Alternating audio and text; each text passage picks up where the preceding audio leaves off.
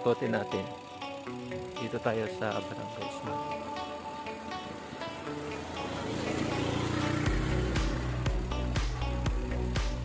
Yan.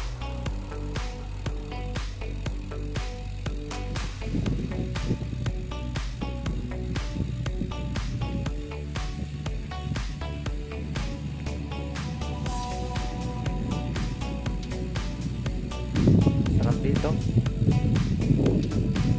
Presko ang hangin. Tapos walang sasakyan. Halos wala ang motor. Tapos maririnig mo kung may motor, may motor. Pero kung wala, agagangis yung marinig mo.